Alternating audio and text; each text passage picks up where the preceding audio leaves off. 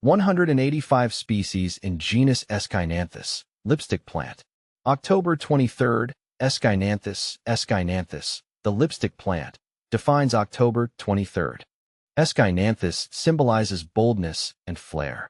You stand out with your unique personality. Like its striking flowers, you leave a lasting impression.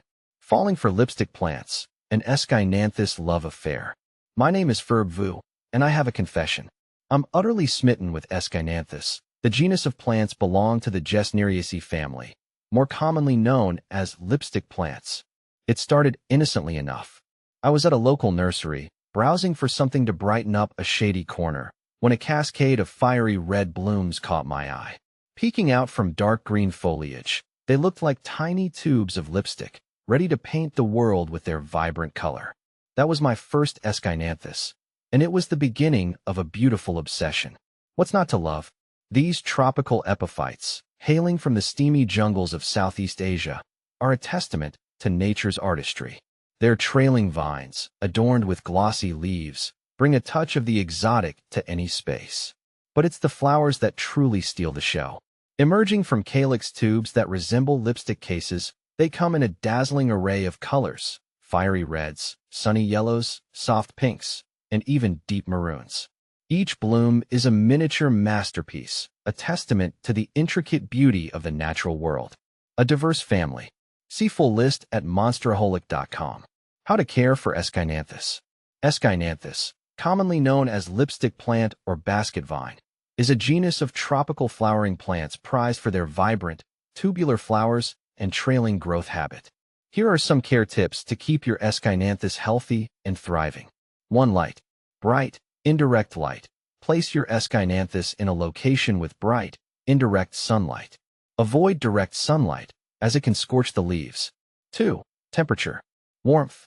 Aeschynanthus prefers temperatures between 60 degrees Fahrenheit to 75 degrees Fahrenheit, 15 degrees Celsius to 24 degrees Celsius, year-round. Protect it from drafts and sudden temperature fluctuations. 3. Watering. Even moisture. Keep the soil evenly moist but not waterlogged. Water thoroughly when the top inch of soil feels dry to the touch, and allow excess water to drain away.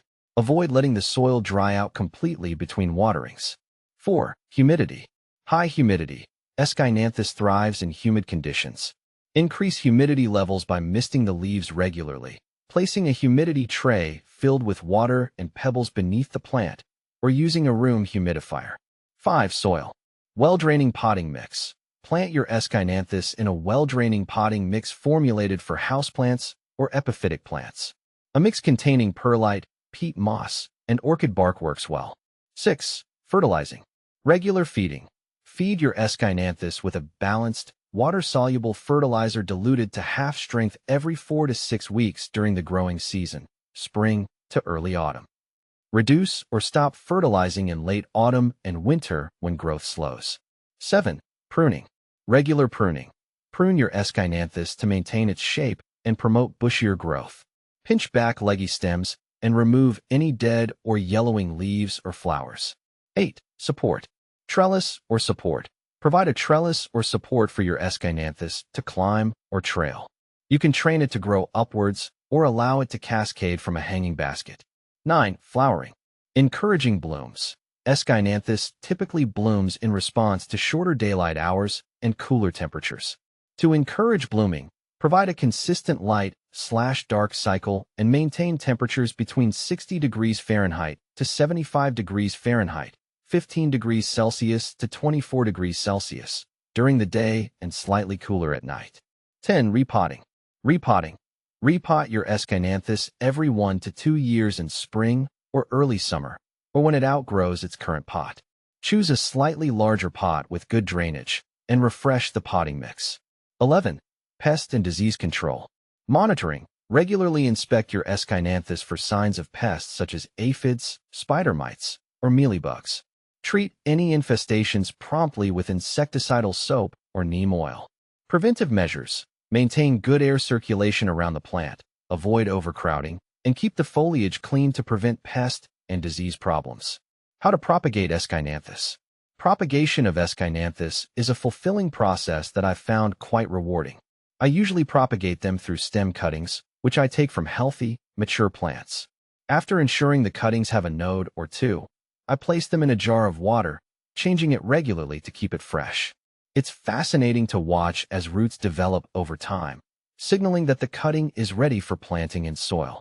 Providing warmth and indirect sunlight helps expedite the process, and within a few weeks, I'm delighted to see new growth emerge.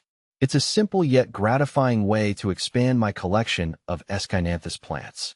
Is Aeschynanthus radicans a dicot?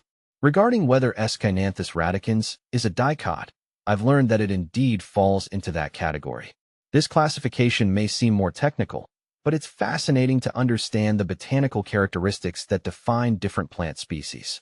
Knowing that Aeschynanthus radicans is a dicot helps me appreciate its place in the broader spectrum of plant life. It's just one small detail in the intricate tapestry of nature, but it adds to the richness of my understanding and connection with these plants. Is Aeschynanthus toxic to cats?